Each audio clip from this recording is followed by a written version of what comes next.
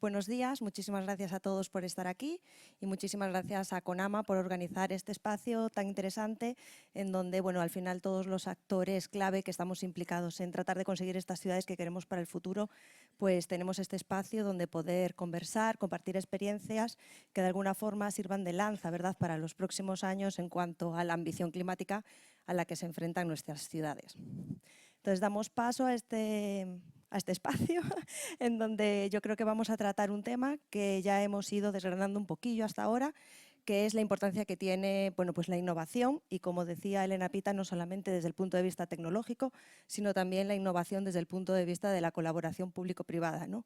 Entonces, pues yo creo que tenemos una gran suerte de tener hoy aquí a 3 invitados de lujo que nos van a dar, bueno, pues esta visión, ¿no?, desde diferentes sectores, de la importancia que tiene la colaboración público-privada entonces con los organismos locales y con los ayuntamientos.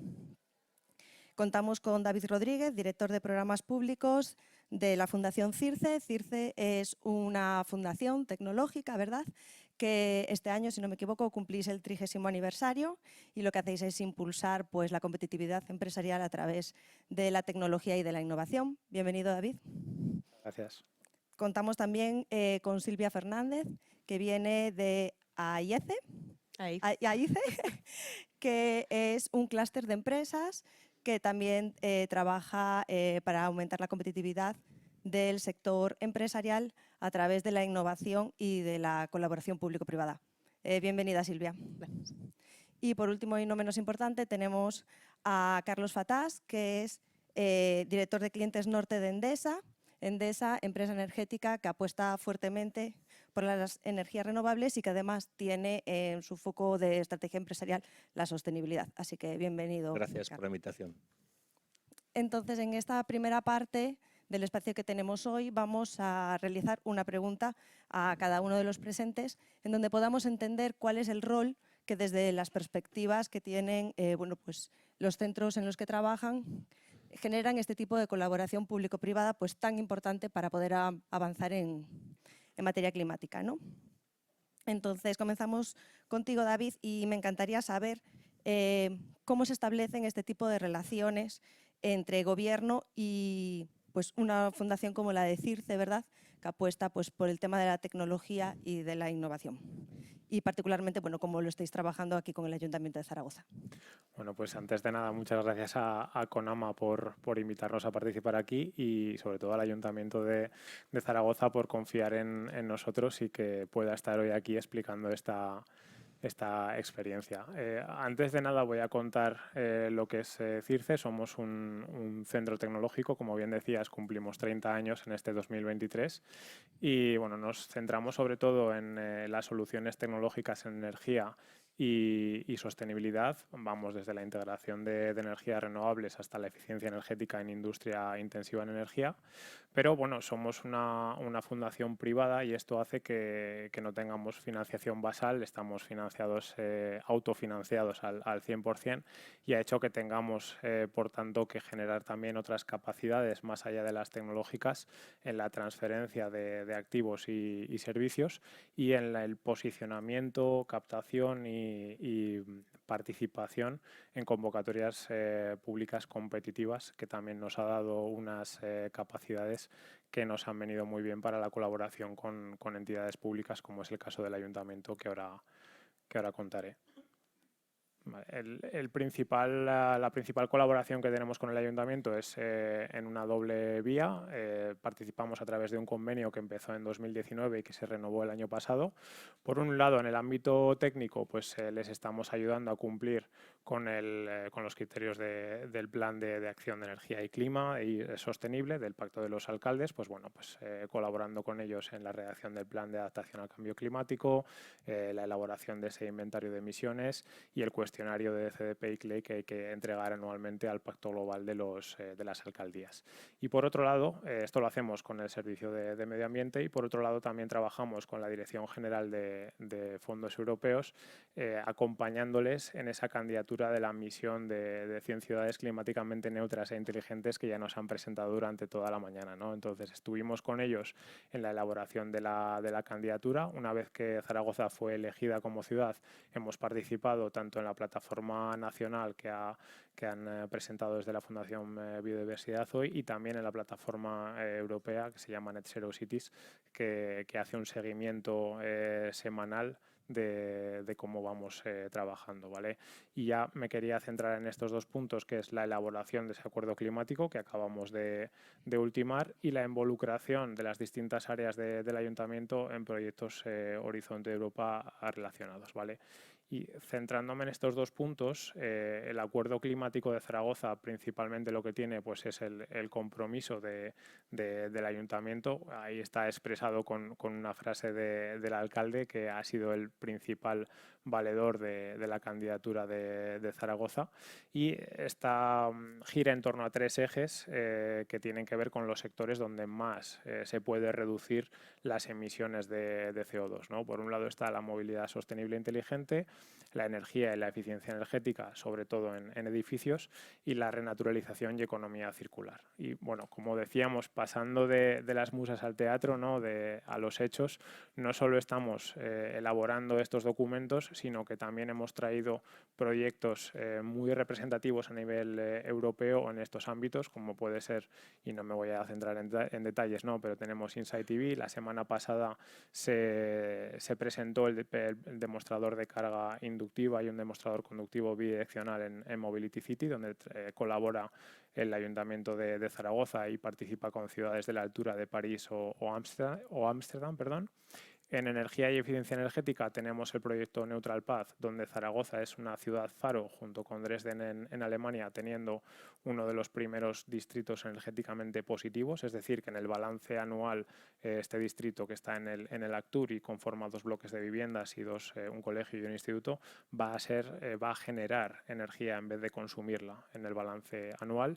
Y también tenemos el proyecto Redol en el tema de economía circular, donde ayer veíamos una noticia de que Zaragoza va a tener residuos cero muy pronto. Pues este proyecto también está colaborando a esa iniciativa, ¿vale? Y bueno, pues de los resultados de esta colaboración, de las lecciones aprendidas que hemos tenido con el ayuntamiento por parte de CIRCE, sobre todo, pues nos hemos acercado a la realidad de la administración, hemos aprendido cómo trabajan las distintas áreas y nos ha abierto las puertas a verlos, que hacen un trabajo realmente fantástico. Y bueno, lo que creo que también ha conseguido Zaragoza es que ha mejorado su posicionamiento, tanto a nivel nacional como europeo. Por ese acuerdo climático va a optar a conseguir la etiqueta de la misión, que esto es que un reconocimiento de la calidad y la viabilidad de los compromisos en sostenibilidad de la ciudad, que facilitarán, ¿no? que puedan tener un mayor acceso a financiación tanto pública como privada. Y bueno, hemos conseguido 8 proyectos Horizonte Europa con una financiación total de 2,7 millones de euros. Decían de la Diputación de Barcelona esta mañana que hay ciertas financiaciones europeas que solo te dan para un 20 o un 30%, ¿no? Estos fondos de Horizonte Europa financian el 125%, con lo cual es una financiación realmente buena y que no supone dinero del contribuyente, por decirlo de alguna manera. Y además se ha hecho reduciendo al máximo la carga de trabajo del funcionario, para que no tenga que salirse de sus tareas del día a día, ¿vale? Ya, bueno, pues como conclusiones, como la experiencia de colaboración público-privada, lo que puede aportar a administraciones públicas locales, además de conocimientos especializados y soluciones pues en el ámbito de la energía y la sostenibilidad, también apertura a nuevos fondos y vías de financiación favorables, y no menos importante, el acceso del personal municipal a proyectos innovadores con los que puede intercambiar experiencias con otras administraciones y otro tipo de entidades sin tener que comprometer su trabajo rutinario, ¿vale?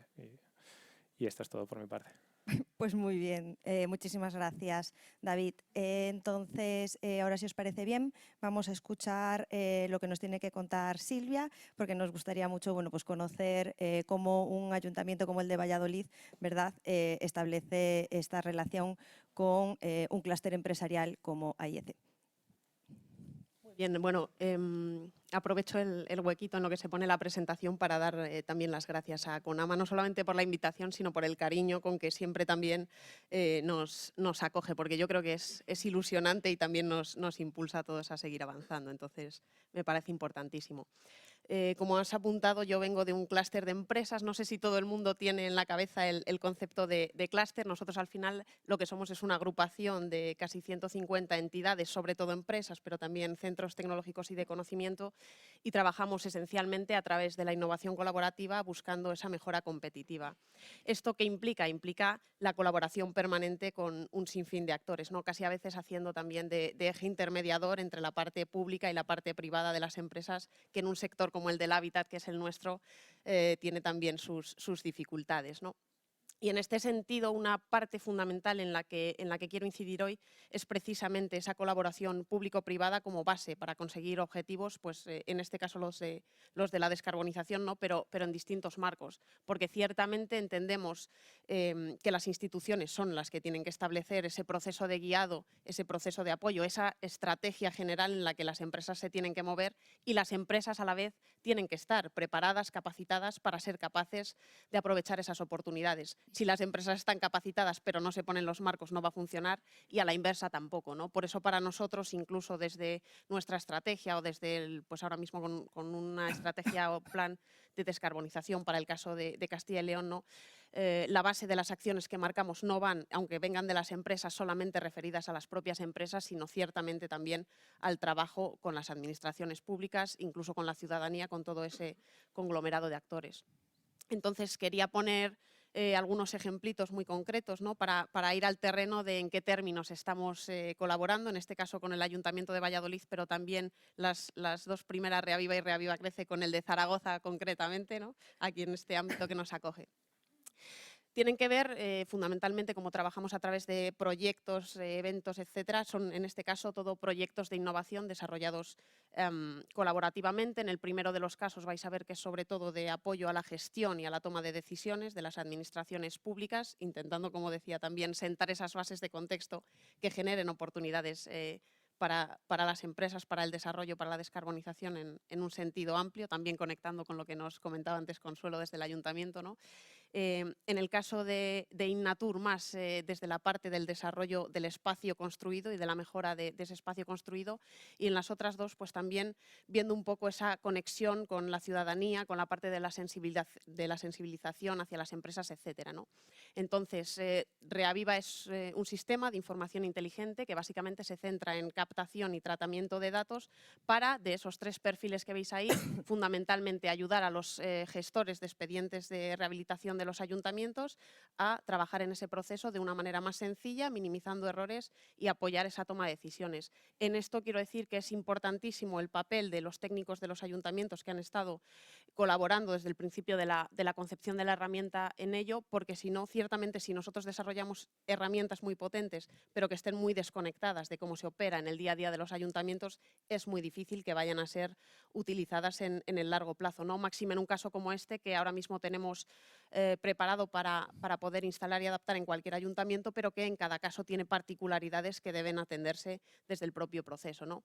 En este caso, lo que nos permite el sistema es, desde la consulta de datos de todos los expedientes que ha habido, incluso a la ciudadanía, si el ayuntamiento lo desease, a la introducción también de esos datos, bebiendo parte de las informaciones, por ejemplo, de catastro, para minimizar esos procesos habituales, y sobre todo, lo más importante, nos permite ofrecer indicadores que en cada caso pues, nos den una perspectiva completa de la situación del parque edificado de un municipio en un momento determinado, ¿no? Y continuando y abundando en esto, pues viene Reaviva Crece pensando, tenemos, digamos, la foto del escenario actual en cada momento, pero ¿qué pasaría, ¿no? con el escenario futuro, ¿no? En la línea también de lo que nos comentaba antes, creo que era Vitoria, por dónde empezamos a intervenir, ¿no?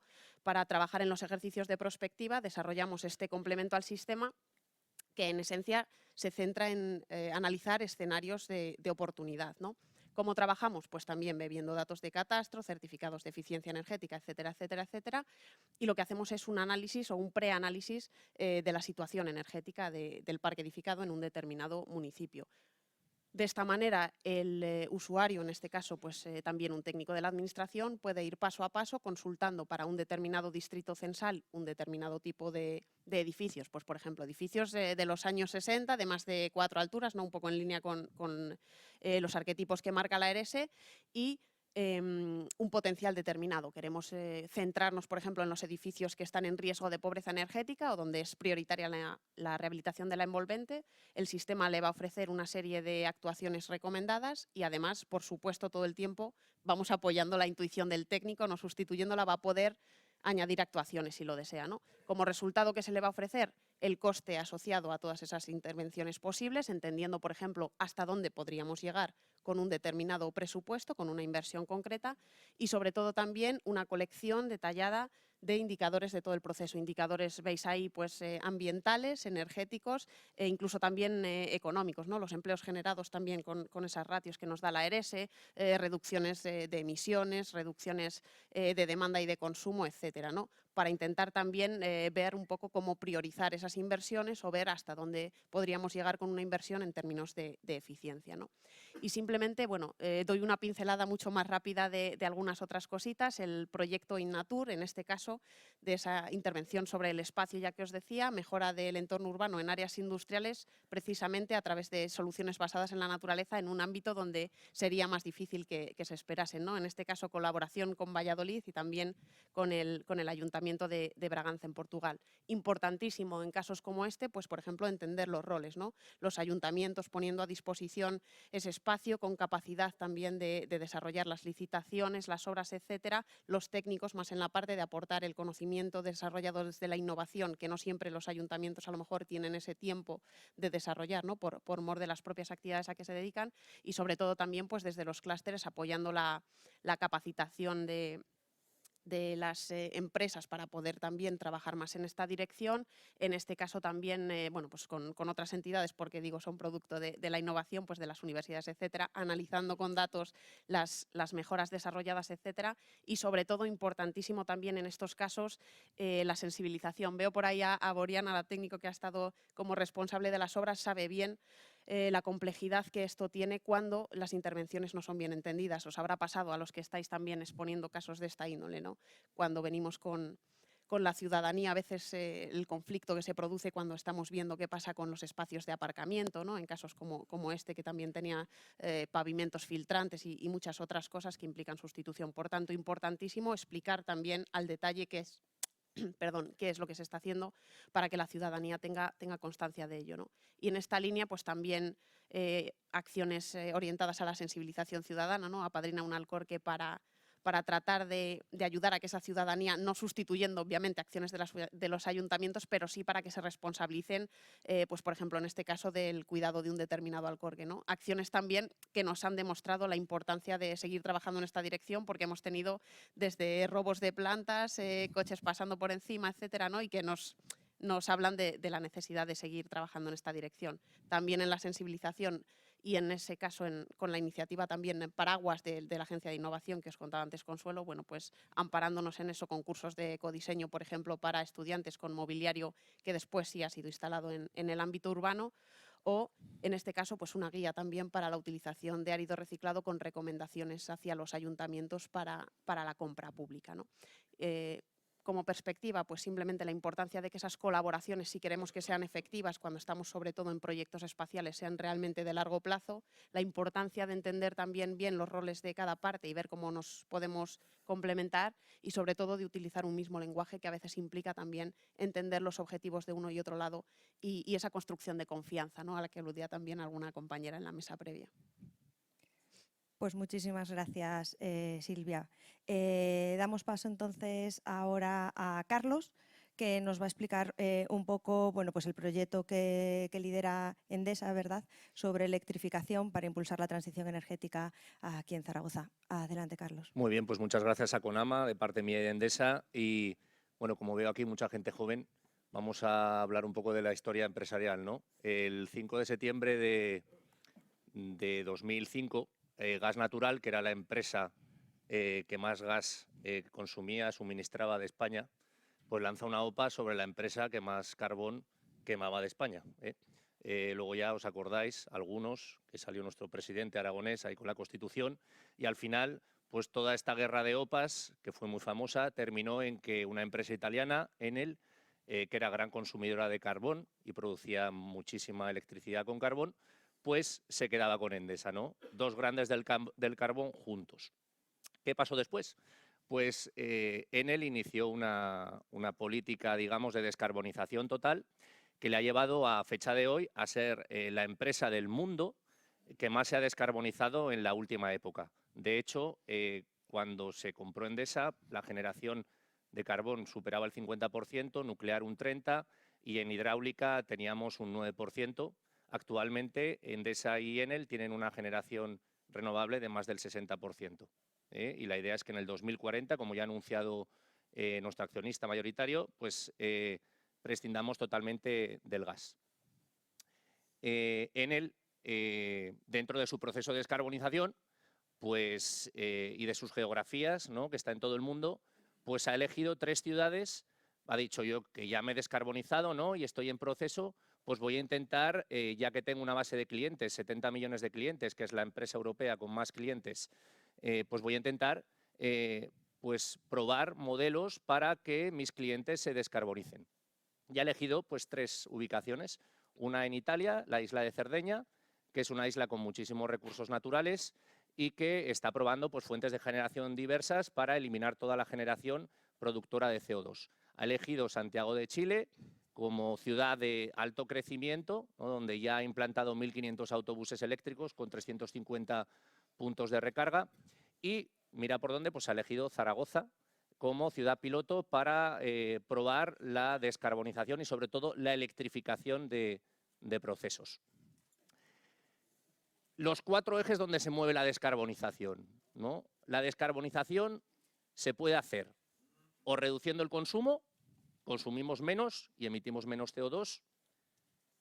Se puede hacer cambiando la fuente de generación de CO2 y poniendo una fuente de generación que sea menor, o simplemente una que no produzca CO2, como es la electrificación total.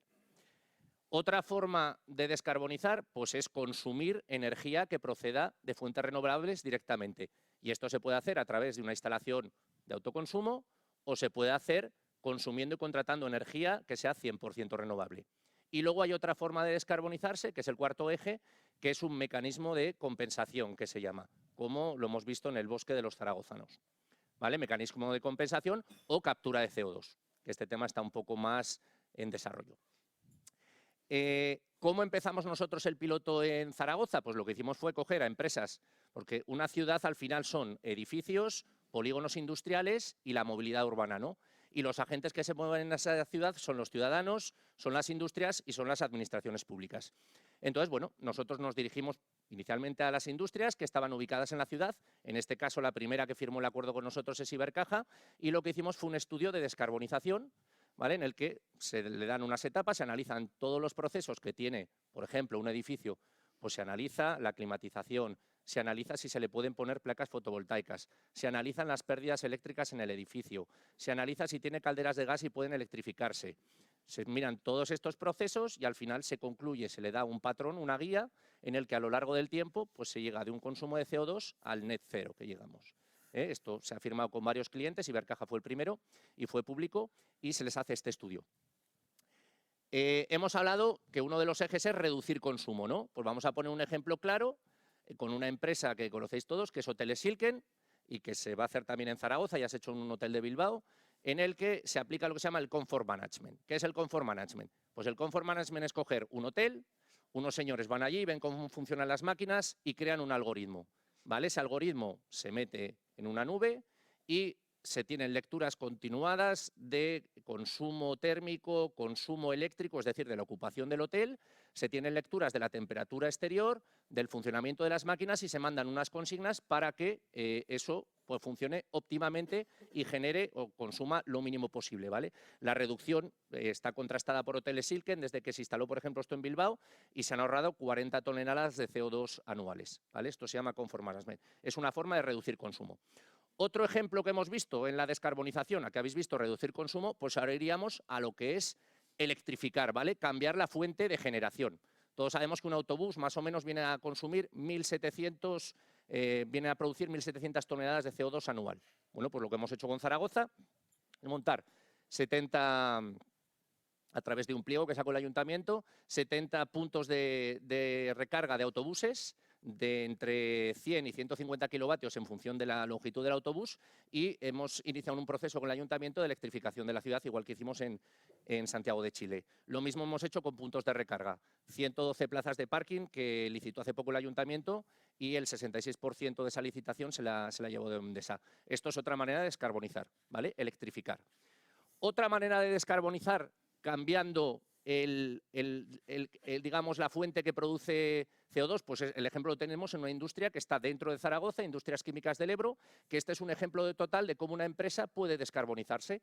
Está en tres partes, ¿no?, la descarbonización de esta empresa. La primera es el hidrógeno, es decir, hay un proyecto conjunto con Endesa que tiene fuentes de financiación europeas, en el que la empresa sustituye un 33% de su consumo térmico por hidrógeno, ¿vale? Hidrógeno lo que se va a generar 7,2 megavatios en un electrolizador a través de un parque eólico cercano o a través de energía que sea 100% renovable.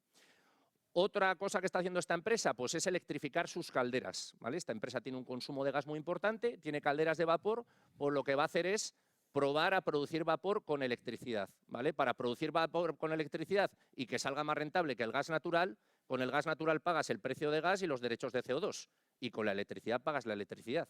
Pues entonces las cuentas son fáciles, ¿no? La electricidad tiene que compensar el precio del gas y los derechos de CO2.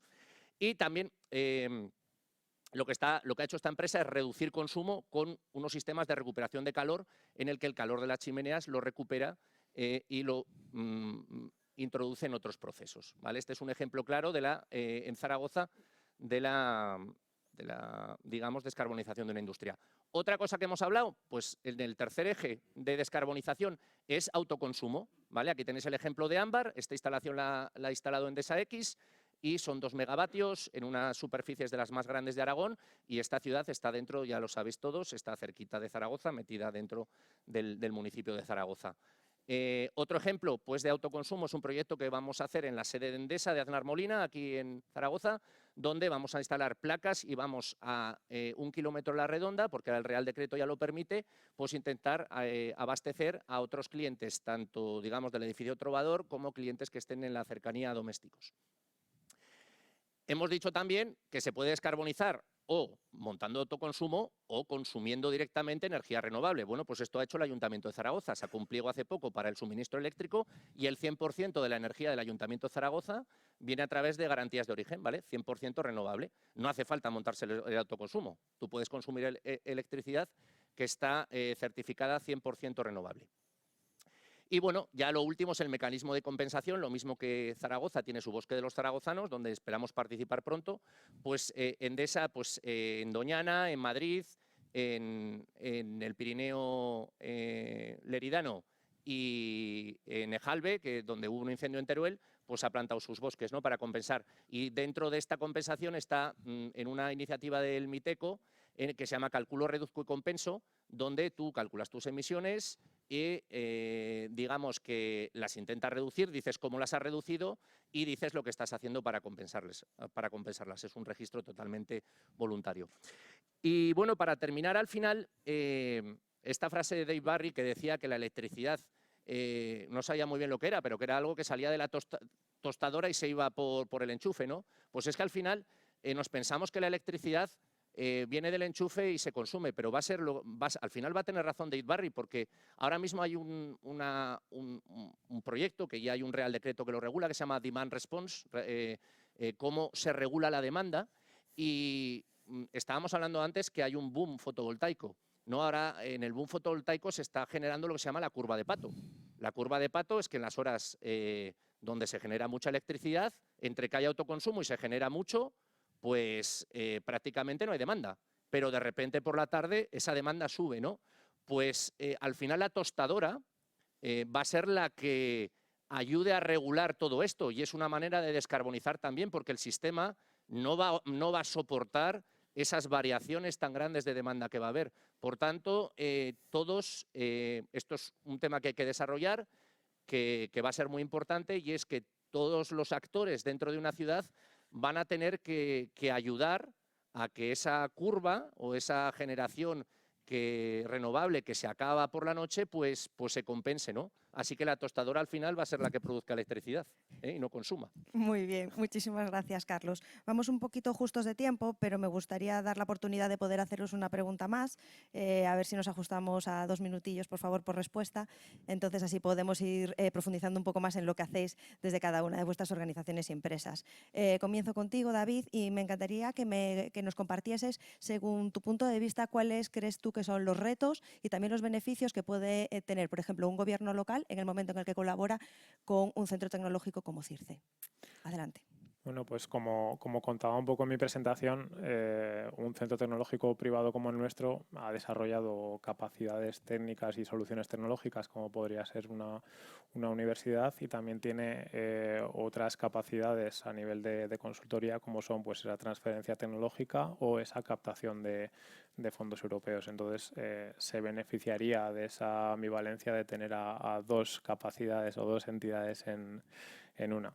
Y bueno, en cuanto a los desafíos, siempre están en establecer unos objetivos claros de colaboración y tratar de ser flexibles y adaptables, bueno, que es una de las cosas que nosotros al tener el tamaño que tenemos podemos hacerlo y adaptarnos a todo tipo de administraciones locales. No solo hemos estado trabajando con el Ayuntamiento de Zaragoza, sino que hemos trabajado con ayuntamientos tan dispares como cabildos isleños, como el de Menorca, en el que hemos estado haciendo una estrategia de decarbonización de la isla junto con ellos y también muchos ayuntamientos de la provincia de Teruel ayudando a implantar comunidades energéticas.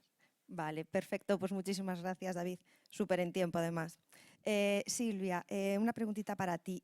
Según tú, ¿cuál crees que es el modo que desde las administraciones públicas se puede impulsar la adhesión del sector privado a los objetivos de descarbonización?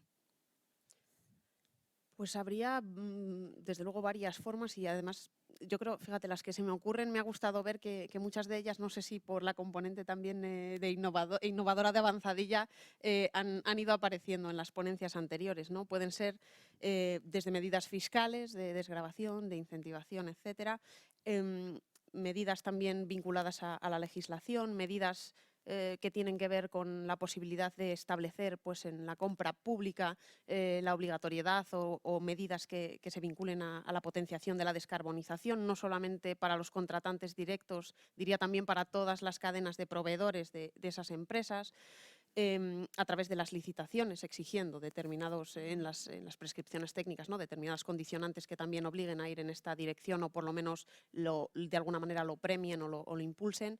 Y luego, por supuesto, también pues, colaborando y sacando programas de subvención, colaborando, integrándose en proyectos como los que hemos visto, apoyando medidas de esta índole, etcétera, ¿no? Son muchas, pero bueno, por citar algunas que se me vienen a la cabeza, pues perfecto, ese es un buen pantallazo. Carlos, una preguntita entonces también para ti.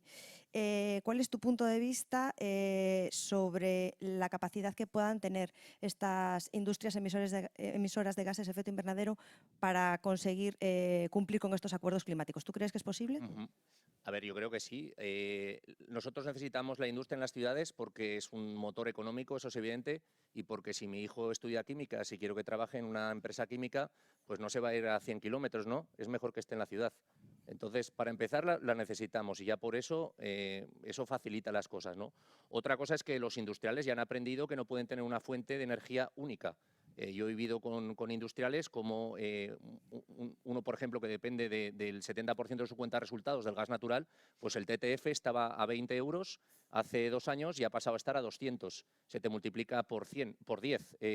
tu mayor gasto, ¿no? Entonces eso es insostenible y ellos se han dado cuenta que tienen que cambiar, ¿no? Lo mismo los derechos de CO2. Hay un mecanismo, el Stability Market Reserve, que retira derechos, los manipula, entre comillas, y ya vemos que cada vez el precio del CO2 está más alto, lo tienen que pagar. Por tanto, ya por tema económico se van a tener que transformar.